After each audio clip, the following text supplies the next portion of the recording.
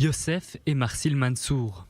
Les deux hommes habitent la Cisjordanie et ont été recrutés par le Hezbollah et l'Iran pour faciliter des attentats contre des cibles israéliennes. Dans un rapport publié ce lundi, les services de renseignement intérieur israéliens ont annoncé que leur capture avait eu lieu il y a plusieurs mois.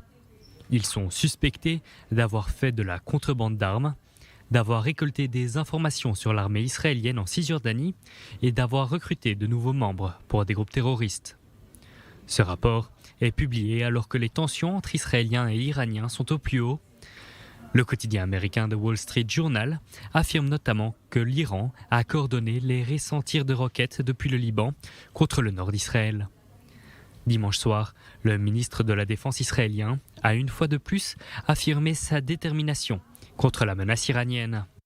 L'Iran mène une guerre d'usure sur plusieurs fronts contre l'État d'Israël. L'armée israélienne a agi et continuera d'agir sur tous les secteurs dans le cadre d'opérations ouvertes et secrètes le long de sa frontière, de l'autre côté de sa frontière et même loin de ses frontières.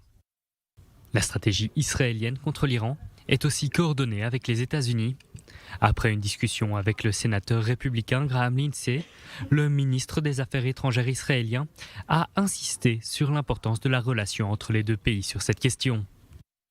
La coopération entre Israël et les États-Unis est nécessaire pour arrêter le programme nucléaire iranien. Afin de changer le comportement iranien, une pression économique et politique doit être exercée dans tous les domaines dans lesquels ils ont un intérêt. Eli Cohen se rendra d'ailleurs cette semaine dans deux pays musulmans voisins de l'Iran, le Turkménistan et l'Azerbaïdjan. Il s'arrêtera d'abord à Bakou, capitale azerbaïdjanaise, pays allié d'Israël, avant de se rendre à Ashgabat, capitale du Turkménistan, à seulement 20 km de la frontière iranienne. Cette visite sera l'occasion d'inaugurer l'ambassade israélienne dans le pays.